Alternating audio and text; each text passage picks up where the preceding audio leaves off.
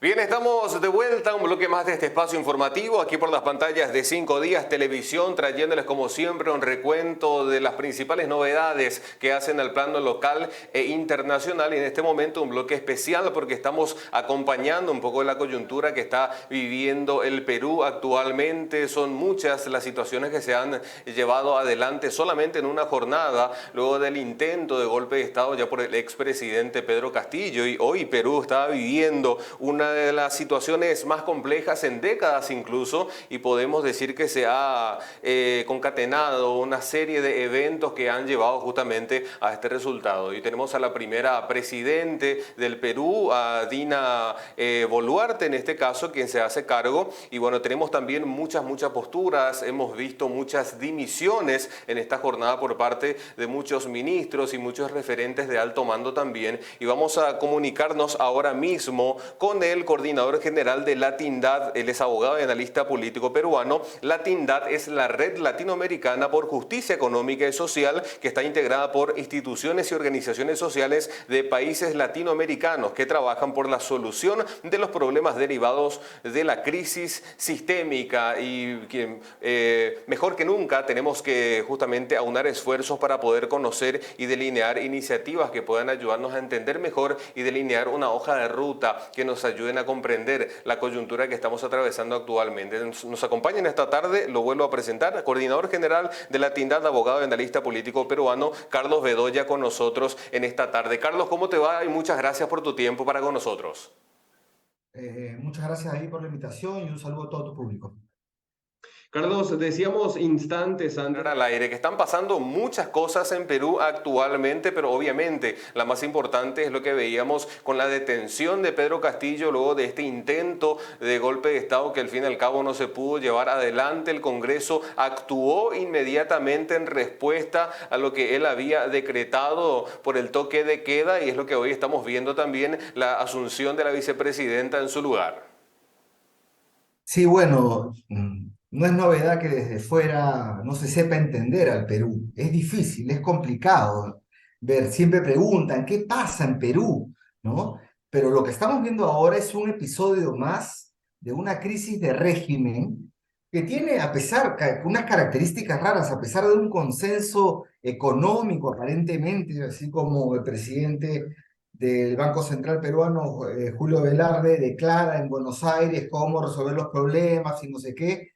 No hay un consenso político y estamos desde el 2016 en Perú que no generamos un gobierno estable y una disputa legislativo-ejecutivo por un botín prácticamente, para no decir por el poder. No sé, me parece que es tan chato el debate que queda grande porque no se está hablando de la inflación, de los impactos de la guerra, de nada. Simplemente es una pugna por el poder porque el Congreso también tiene parte digamos, en todo este drama. Ahora, lo coyuntural, hoy día, ante la vacancia al presidente, o el proceso de vacancia que le iban a hacer en el Congreso, muchos testimonios, sobre todo el testimonio del señor Marrufo, asesor del exministro de Vivienda, que está encausado por actos de corrupción, además de mucha gente de su entorno, ante esas declaraciones que han salido ayer, hoy día se veía la vacancia, no tenían los votos aparentemente para vacarlo y de pronto el presidente de la República, ante un acto que no puedo analizar racionalmente, da un golpe de Estado sin ningún tipo de apoyo, sin él solo.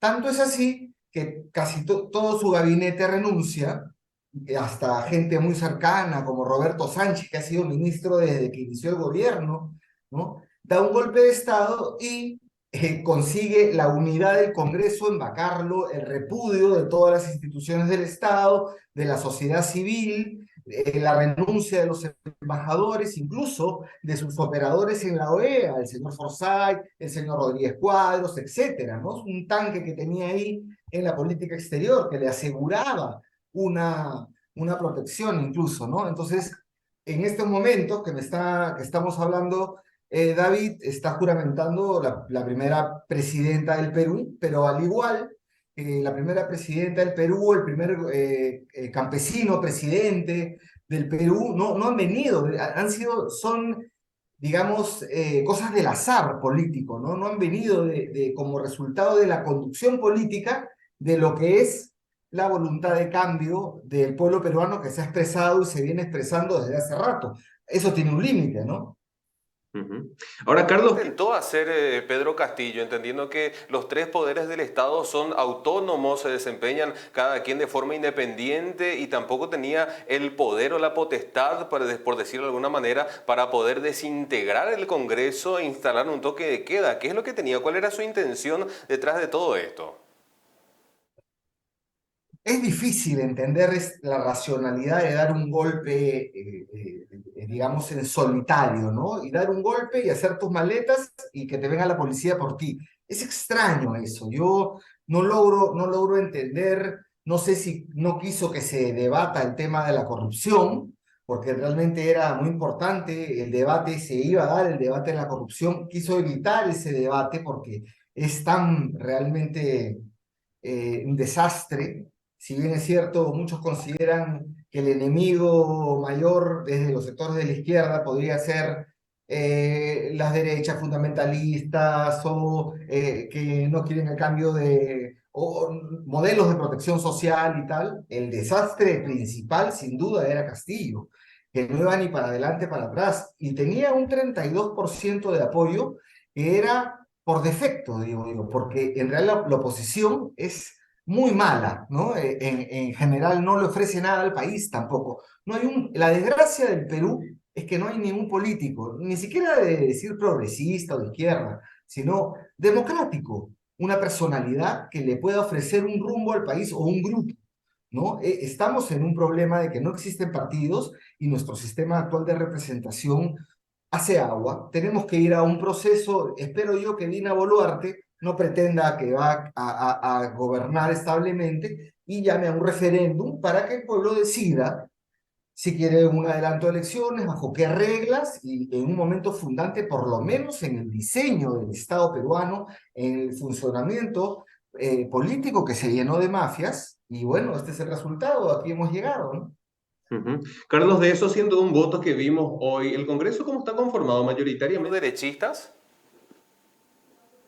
Claro, lo que sucede es que en las elecciones del 2021 el voto salió completamente atomizado y tenemos que es una de las pocas veces en el Perú que los dos candidatos que pasan a segunda vuelta no llegan ni al 30%. En Perú sumados pasaban el 55%, llegaban al 60%. Ollanta fue bueno, Keiko Fujimori con PPK todavía pasaban, ¿no? Llegaban al 50%, tenían cierta legitimidad o más legitimidad. Aquí nosotros venimos pues hemos cerrado el Congreso Fujimorista, se ha vacado a Vizcarra, hubo un golpe de la ultraderecha que duró 6 días, luego el presidente Sagasti con las justas llegó, lo iban a vacar nuevamente, salió Castillo y la derecha no quiso, el Fujimorismo no quiso aceptar su derrota y movió cielo y tierra, no lo dejó hacer nada desde el primer día, pero igual así lo hubiese dejado, Castillo no propiamente ha representado el cambio en el Perú y creo que le ha hecho bastante daño a la voluntad del cambio del pueblo peruano, ¿no? Lo reafirmo eso, ¿no? Ya es una opinión personal, digamos, del proceso que puedo observar. Lo que sí, esto no se va a solucionar con Dina Boluarte, no es que llega Dina Boluarte y aquí nos vamos al 2026 y no pasó nada y se nombran a los sectores, que tiene que ser de amplia, es que ya no queda otra, personalidades notables que agarren los ministerios, que no haya corrupción, o sea, de gente notable y que conduzcan a una nueva elección ordenada, con una reforma política, de una reforma total del sistema político, ¿no? Para una renovación de todos los actores los que están actualmente no pueden resolver ni siquiera los asuntos de orden político, que vamos a pedir que atiendan el problema central de la ciudadanía peruana, que hoy es la inflación, el alza de precios de los combustibles y las consecuencias de la pandemia y tantas cosas, ¿no? Ujú. Eso definitivamente, y ya que lo mencionabas también, Carlos, cuanto a Fujimori, hoy veíamos en redes sociales, muchos medios internacionales también hablaban de que Castillo intentó, digamos, obviamente fallidamente, aplicar el esquema que había llevado adelante Fujimori en el pasado golpe de Estado de décadas atrás. Muy parecido. Dijo, cierre totalmente el Congreso, reorganización del Poder Judicial. Pero a mí me parece de locos que haga eso, después agarre sus maletas, venga la policía y se lo lleve. Es realmente la única explicación racional es evitar el debate sobre toda la corrupción y el testimonio de ayer y todos los testimonios de los colaboradores que él nombró, la mayoría de ellos, y que hoy son colaboradores eficaces. El problema de Castillo son 7 carpetas fiscales, al margen que la fiscal de la Nación esté cuestionada y quién sabe pertenezca a la mafia de los cuellos blancos, ¿no? Pero al mar y que también se ha equivocado al politizar el proceso de investigación de Castillo. Pero esos casos tienen carne, esos casos tienen sustancia. No son 7 carpetas fiscales que están bien sustentadas, o sea que están con abundante prueba, ¿no? Y ayer, la más grave de todas, la de este señor Marrufo, asesor del ministro de Vivienda encausado, también por actos de corrupción, ¿no? Tenemos a un ministro de Transporte fugado, desaparecido, los sobrinos del presidente fugados, el secretario general, secretario general de Palacio preso, ¿no? En realidad está el jefe de la inteligencia preso, todos. Realmente esto ha sido bastante penoso, ¿no? El fin de Castillo. Yo en abril de este año escribí un artículo pidiendo al señor Castillo que él conduzca su transición ante la evidencia de que no podía manejar el país, ¿no? Y que las mafias lo habían comido, ¿no? Ya para ser buenos, ¿no? Digamos, para pensar bien, ¿no?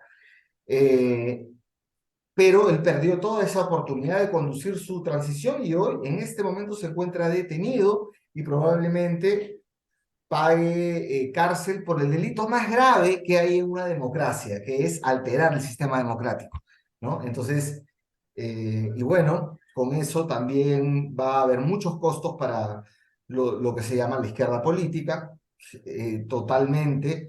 Para comenzar, el señor Cerrón, Perú Libre, ¿no? Me imagino que el Congreso se aferrará a Dina Boluarte para quedar hasta el 2026, creo yo, ¿no? Para tener ahí sus cuotas de poder, o sea, yo no sé si eso da. Yo creo que eso no da. Desde el 16 no podemos armar, hemos tenido PPK, Vizcarra, Mercedes Arauz unas horas, Merino 6 días, Sagasti, Castillo, Dina Boluarte, 7 presidentes en ¿cuántos años? En 7 años, uno por año, ¿no? Y 3 congresos, ¿no? Y de repente 4 tengamos ahora, ¿no? Si es que esto sigue sin encontrar una salida, ¿no? Por eso lo mejor es volver a la ciudadanía, al poder constituyente, y que el poder constituido vuelva al poder constituyente y les pregunte, ¿qué quieren hacer? Un referéndum, acortamiento de elecciones, con cambio de reglas, por lo menos en el tema político, ya que para muchos el tema económico es un consenso. Yo no creo, porque en realidad de ese tema económico podríamos hablar en otro momento, pero no es favorable en absoluto a la gran parte, de la mayor parte de la población, ¿no? Eso sin lugar. Aparte, Carlos, de que bueno, el hecho que hoy estamos viendo y del cual todos somos testigos no es un acontecimiento inédito, porque ya es el tercer intento por destituirlo a Castillo justamente por todos los antecedentes que acabas de mencionar. Es cierto también que o sea, la derecha, que podemos llamar aquí el Fujimorismo, Renovación Popular, de sectores realmente en muchos casos antiderechos, completamente neoliberales en el aspecto, sin nada que ofrecer, digamos, a lo que el Perú ha tenido, ¿no? Eh, Desde el día uno quisieron dar golpe de Estado, ¿no? Y sí había ahí un problema de clase, ¿no? De cómo permitir que una familia campesina llegue a Palacio de Gobierno, ¿no? Y dirija el destino del Perú. Es frustrante porque esta familia campesina, que pudo, igual que Ollantumala, que pudo transformar el Perú, que pudo iniciar un proceso de transformación, con horizonte de protección social, inclusión política, revolución productiva para el campo, la ciudad, realmente desarrollarnos. Esta familia campesina que tenía que ser la reivindicación histórica terminó siendo más de lo mismo y además igual de golpista y también corrupto, termina preso, ¿no? Entonces yo creo que hay que hacer también desde las izquierdas un balance y bueno, ver cómo se supera esta situación de crisis. Para comenzar, cómo se interviene, ¿no? Porque aquí se le ha dado una victoria a una derecha bastante impopular, a unas fuerzas políticas bastante impopulares. De hecho, el Congreso tiene menor popularidad que Castillo, ¿no? Se le ha dado una victoria digamos, no logro entender solamente el tema de que no quiere que se discuta de los casos que han aparecido en estos últimos días, ¿no? De ir, bueno, ya sé que voy a ir preso, pero voy preso así, ¿no? Por otro Definitivamente no motivo. era la jugada. Hablando un poco de popularidad, Carlos, en base justamente a ese tacto el día a día como ciudadano peruano, ¿cuál es ese termómetro y cómo la gente lo veía, lo percibía a Castillo? Mira, ahí depende de qué país, ¿no? De qué parte del país. Digamos, en el sur del Perú, que es el voto de donde el sur andino, de donde se permite, que desde hace rato se expresa, ¿no? Desde hace rato se expresa que de manera conjunta, si alguien lo logra reunir, te permite el pase a segunda vuelta. Ese ha sido el pase a segunda vuelta de Ollanta Humala, ese ha sido el casi paso de vuelta de Verónica Mendoza en 2016 que Goyo Santos de la izquierda le quitó puntos y no pudo pasar, pero si no hubiera estado la candidatura de Goyo Santos pasada, Verónica Mendoza, ¿no? Por ese sector, ¿no? Que yo le llamo un sector más nacional popular, conservador incluso, ¿no? Pero que quiere un cambio que no está de acuerdo con el consenso económico. Entonces, yo creo que ahí hay frustración, nuevamente, una nueva frustración. Ya no hay sectores que hace mucho tiempo que digan viva Castillo o que defiendan a Castillo, ¿no? Y más bien me parece que ese 32% que él tenía era por defecto, porque realmente los sectores de oposición a Castillo que tienen representación política realmente son penosos y tal cual lo que critican, ¿no? Entonces, nadie le ofrece un pulso al país y hay un vacío en este momento en la política, ¿no? Para la aparición de actores que de repente no conocemos o respuestas o tener posiciones extremas en segunda vuelta, ¿no? Entonces yo creo que la clase política y los que tienen la dirigencia y la responsabilidad tienen que pensar bien, ¿no? Eh, Todas las consecuencias de las decisiones de hoy, ¿no? Y que piensen más allá del dinero, del beneficio que pueda obtener al ocupar cargos públicos, al tener una serie de privilegios, a tener pues invitaciones y ser parte de, de la escena, ¿no? Creo que tienen que pensar más en el país y en una verdadera representación, que es la gran crisis que tenemos, una crisis de representación.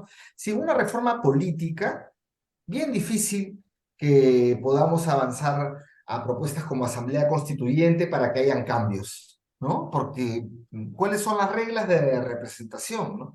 No hay partidos políticos en el Perú ahora, no existe, digamos. Te subes a uno porque tienes que postular, y se han convertido en vehículos que venden, por ejemplo, partidos como Somos Perú, que tiene varias puestos en regiones, ¿no? Solo uno de ellos es militante, ¿no? El resto son invitados y realmente pues es la política como negocio, ¿no? Entonces eso ya está haciendo agua en el Perú, esa es la herencia del fujimorismo político, el fujimorismo cultural, que muchos hablan, vivimos bajo el signo del golpe del 5 de abril, ¿no? Y del año 92, pero es complejo, en realidad, ahora estamos conversando ampliamente, yo te agradezco, ¿no? Permite explayarme, de entender la coyuntura peruana, porque aquí se confunde mucho, ¿no? Y hay mucha gente, incluso progresista, de fuera que podría decir,